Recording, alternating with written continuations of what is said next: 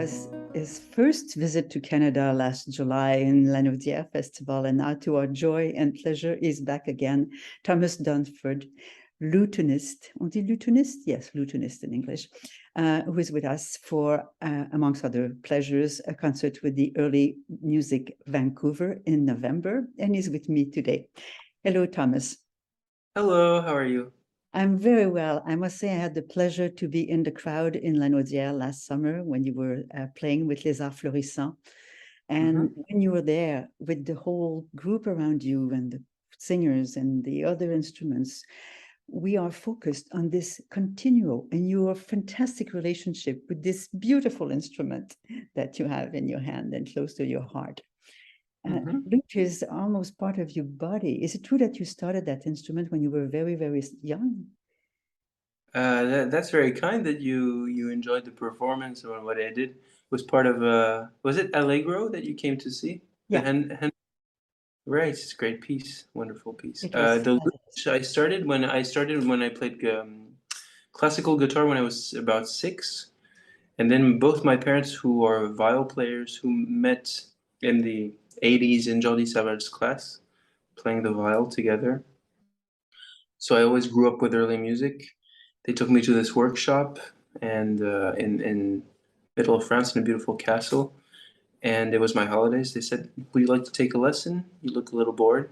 Took a lute lesson when I was about 9, and since I loved it, just kept on playing. And the way you play it, it's like it's, I wouldn't say it badly, a toy. It's like you're playing with a real intense pleasure, like a little boy with a ukulele in his hands. Oh, that's exactly how I started music. I was a little boy with a ukulele in my hands. I do love music. That's what keeps me going all the time. It's a lot of traveling. It's not always. It's a great life because you get to meet wonderful people, travel a lot. But the traveling can take a little toll on your energy.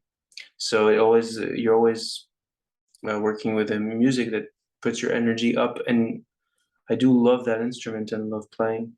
Thankfully, yeah. It's an instrument that has a long, long history too. I mean, it's related to North African oud and instrument going back to the Middle Ages. Yeah, even from exactly what you said, it comes directly from the oud. So it came through Spain around the 10th, 11th century as a oud, and then they started modifying it little by little, adding more and more strings. The oud had four double strings, apart from the first one, which is always single. You always have 2 strings. They call it chœur in French. I don't know how you say chœur, like a choir, but Yes. it's like 2 strings together. I don't know how they say in English, double strings, I guess. And then in the medieval times, they started adding a 5th string, then a 6th string. And in the Baroque times, they started liking basses more and more, polyphony, multiple layers of harmony became more and more appreciable. So they added more and more strings until it became this arch lute that you see, which is 14 strings together. And you get a lot of resonance from those 14 strings. So the sympathetic strings create this halo, makes this special sound that I really like. What is amazing is that you play here in Vancouver, you will have a solo recital, but you play a lot with singers or with other instruments in duo or trios or with big ensembles. Is it always the same instrument or do you change your lute? Is it always the same lute you use? I mostly use that arch lute that I like very much because of the quality of sound it has. But I started on Renaissance lute with double strings. It's 8 courses. You call it courses, not strings, since it's double. So I have this Renaissance lute I love very much, but don't get to play it as much because it doesn't have as many basses. So you can use it for solo or dowland. And I have a theorbo, I have a Baroque guitar. But for me, it's more about the instrument itself. If the sound is beautiful, I'll go to that instrument. If it's a theorbo, it's fine because it's low. It's an arch lute, it's nice, but it's more about finding the sound that will create the most emotion for the audience. I had the pleasure of visiting Thierry, William Christie's garden in France, and I saw you play in the little courtyard with your friend, the violinist Théoté Théoté. Mélancois, this part. And there was a sense of intimacy because this instrument, even it's, I think at that time you had the smaller theorbo, but this instrument has a sense of intimacy. Anywhere you play it, there is a special exchange between the player and his instrument. There's something very intimate. Yeah, I think that's one of the qualities of the lute. Some instrument that could go from the softest possible dynamic to quite loud, almost as loud as a piano if you're really strumming it very hard. Yeah. But you can actually have a big dynamic range, and you could start from very loud to very soft, and draw the audience into silent moments when you really, that intimacy can create this kind of suspended moment in time that I really appreciate. You go to the silence sometimes, and I think the lute can take me there very easily. Well, silence is a very important part of music, isn't it? Yeah, when the silence becomes intense enough, then that's the moment when everybody's feels very connected into that. Those moments I really love in the concerts. What is surprising when we don't know as much the repertoire and the instrument is how you can transpose on your instrument music written for other instruments, like a cello, for example, the Bach suites that were transcribed for lute, and we don't lose the beautiful continue over the string. How can you manage that? It's quite extraordinary. Oh, thanks. Well, I love melodies. I love harmony, rhythm, and also melody. On a lute, you have a long resonance. It's an instrument like any instrument, but actually it's almost like a guitar, but with more basses, so you could maybe even have more harmonic possibilities. So harmonically, you can do many things, not as much as a piano because you can't do 6-part voices, but you can be pretty close or adapt. For melodies, you use the resonance of one thing, and if you think the line and train your fingers to do it enough, you will have a direct contact with a string, which enables different colors upon contact, and you could go from one resonant pluck to a next resonant pluck, and the next resonant pluck can be a little stronger, a little weaker, and then that's something that becomes automatic by practicing. Then you can shape a line in a certain way. But I do love when the instruments can sound as much as a voice as possible. When you can sing with the instrument, whether it's a violin or a lute, and I think that it's always possible.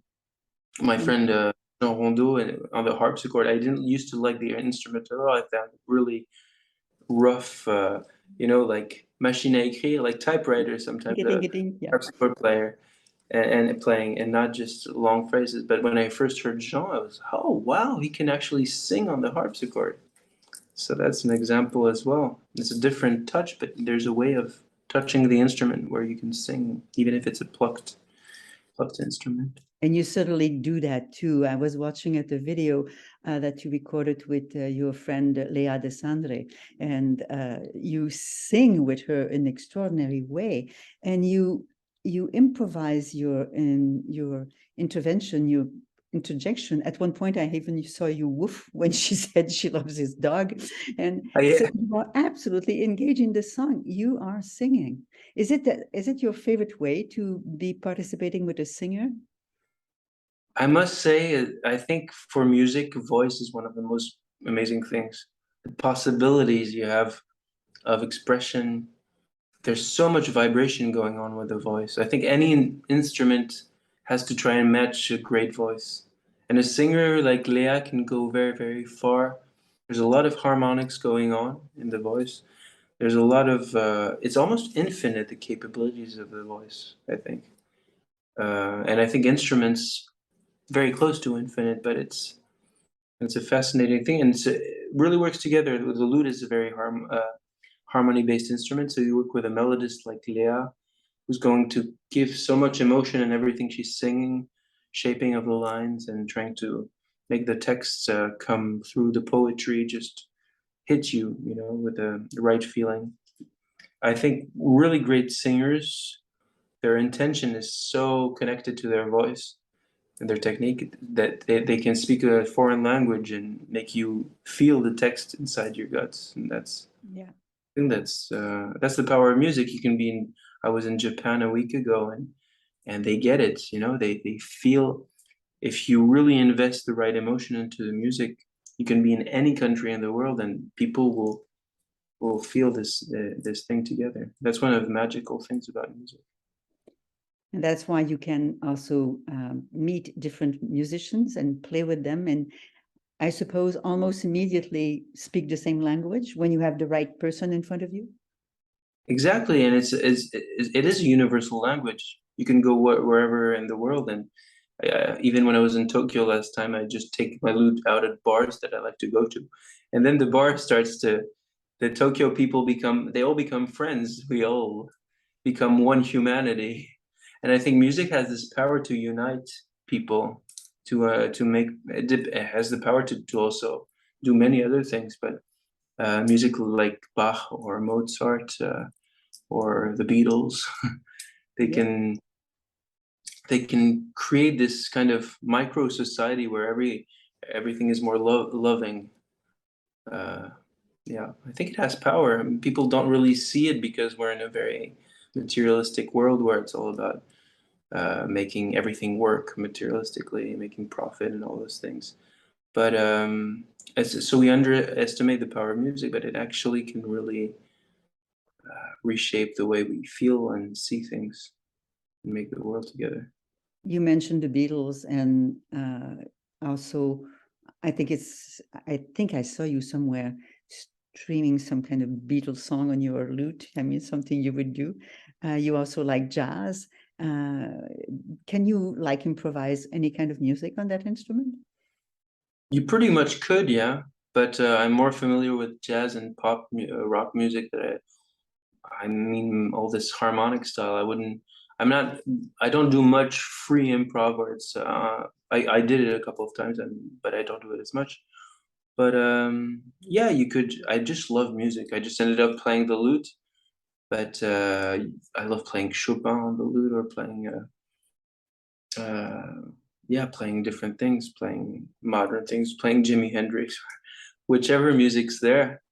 It's just music, and the lute is a great instrument to be able to do it with. But Let's talk it a bit just about the program you're bringing to us. You start with Dolan, and I think Mhm. he's one of your very, very favorite composers. Why Dolan? He's basically I grew up with him. He was a bit of like my Bible, you know, as a musician. And Dowland, I had this book, the Diana Poulton book with 80 or so lute solos that Dowland wrote. I just kept on playing it, playing it. I had the full recordings of Paul Odette, the 5 Dowland CDs, and I just kept on trying to play with Paul Odette. You know, I was about 10 and just like, I have to play this fancy, just like Paul Odette, it's a goal. And it really made me grow musically. This amazing composer, genius, complete genius, and he just makes you grow. So I always go back to Dowland as one of the very important people. Actually, the 3 people: Dowland, Kapsberger in his own way, which is another type of virtuosity, more Italian and faster, long things, maybe less counterpointal than Dowland. And then at the end, Bach, which is just basically the synthesis of all music. It's just the most smart, imposing, inspired music. Yeah, so it's those 3 are great masters that keep on teaching me all the time. Bach, did he write specifically for lute, or it is only transpositions? He wrote for lute because he was friends with Silvus Leopold Weiss, who was one of the greatest players in the time, and he did write. So in his Passion, St. John's Passion, there's a lute aria in E flat major, Betrachte meine Seele, very beautiful. And it's an air sung by Jesus. And he wrote also in St. Matthew's Passion, in the Yum bidim badum bidim bidim, that one.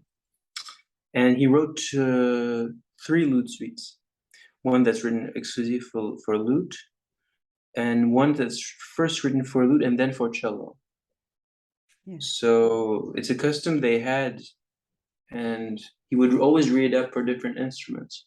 So I thought, if Bach readapts cello suites or writes it first for lute and then for cello, or first for lute and then for viola da gamba, maybe I could try and adapt some of the beautiful cello suites. So during 6 years in Palau de la Música Barcelona, in Barcelona, beautiful hall, they had different players showcase Bach's full repertoire. So they had Isabelle Faust do the violin, full Bach things, Benjamin Allard who did the whole harpsichord, and they asked me to do the full lute thing. So for 6 years, I had to do 6 different programs, except there's three suites for lutes. So that's one program. And then I Yes. had to do the partitas. I thought partitas, the D minor violin, and then I went through all the cello suites. And it's just a really good musical training to do that, to keep on working on Bach. It's never over. No, that's true. I've seen recently instruments, Baroque instruments or early instruments being used by modern composers. Does anybody write new music for lute? Like there is new music for harpsichord or viola da gamba? Yeah, there is. There's not a lot written for lute, but there is. I just met this composer, Dong Huang, Korean guy, not so long ago. He's writing a piece for my friend Yeston Davis. We actually had Nico Mooley write when we went to Carnegie Hall, write a piece exclusively for that event. It was called Old Bones, and he took a speech of the woman who found the tomb of Richard III. So he just took the speech and made it into music. It's quite a cool piece. Do you play that modern music? Yeah, we did it for Carnegie and Wigmore Hall, and we should play it more. It's a good piece, but I think it's the lute has to be played in different ways, and it's great if composers are interested in it. But it's quite rare, and when composers do, they ask me questions. What's the tuning? And they're not Yeah. used to it. Not Yeah. many people know how to write for that instrument nowadays. That's the thing. You have created your own group just a couple of years ago, Jupiter. Yeah. I'm surprised at the name first. Why did you call it Jupiter? That sounds fiery and dramatic. Oh yes. Well, first of all, I wanted a name that, since I love all types of music, I didn't want it to be closed up in one thing. I wanted a name that everybody could relate to, and that would enable us to do any music we'd like. So it was with Leah, and we were thinking, she was saying, "You love astronomy," because I basically love physics, astronomy, and Greek mythology. So she said, "Go through the solar system. Okay, Mercury, Venus, Earth, Mars, Jupiter." And she said, "Hey, Jupiter, that's a good one." And I said, "No, it's a little pretentious. He's the king of the gods." I thought about it, but no, it's too pretentious. No, go with Jupiter. It's great. Okay, we'll go with Jupiter. Yeah. And now I kind of like it more and more. I think of the planet, and everybody's exploring Jupiter nowadays, and it's always there. Sometimes it's all, when we play outside, it's over our heads. And when we played in Bruckner's place in Linz, where there was a big Jupiter, the god, over us. So I kind of like it because everybody can relate to Jupiter, and we can do any repertoire we like. In the end, it's growing on me. And I don't know why, but I thought of Mozart at one point too, which I think is also a musician that's close to your heart, no? Of course, I'm a big admirer of Mozart. He was a great genius. And he wrote a symphony, a Jupiter Symphony. Maybe Yeah. we'll do it today when I'll learn my directing skills later. I mean, you need to be able to do this a little bit for later repertoire. Oh, by the way, do you plan to spend a lot of time conducting and directing? I didn't. I just discovered not so long ago. I played a lot with John Elliott Gardner that I really admire and appreciate. And we went to. He also loves, as many musicians, good food and good meals. So on tour together, we always went for meals and talked about music together, and have a really great relationship. So he's showing me some tips and things, and we might work later together, so he can teach me all those amazing things he knows how to shape with the hands. Knowing how to help, but I think it's, as a continuo player, that's already what I do. I have a bass line, but I see the harmonic things that are happening, and what can help the group? What can help the singer? What can help people be more together? How can I provide rhythm here? Can I provide a little dynamic there? I think conducting is a bit the same thing, is how can I be in front of people and try to help in the best possible way so that the music can sound very nice. That's what John Elliott does. I think his gestures show something that helps and makes the music go farther.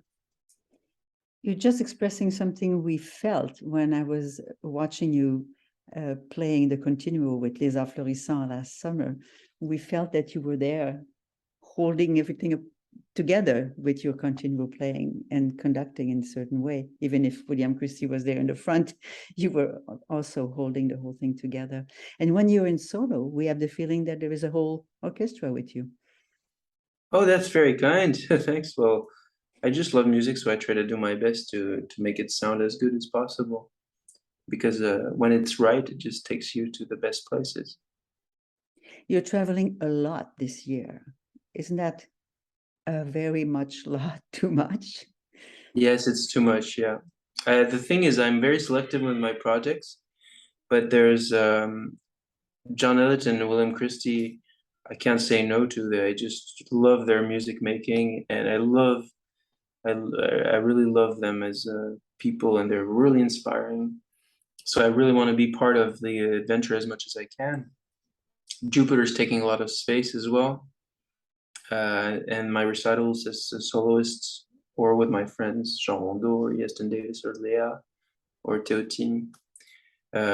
These are all projects I love, so it ends up being that a lot, and I have to, yeah, I mean, I love what I do, but I have to find a better way to organize myself so I can have 1 week free here, 1 week free there. Otherwise, you're just constantly in a train or a plane, and as much as you love things, there's some moment where it starts not making sense, never seeing your close ones. Well, we are very privileged and very happy that we are included in this tour, that you visit us here. This is really good. But take care. The one who's privileged. Once in a while. I'm really happy to come to play for you in Canada. I love Canada. People are so nice. They speak French and they're nice, which is weird for a French guy like me.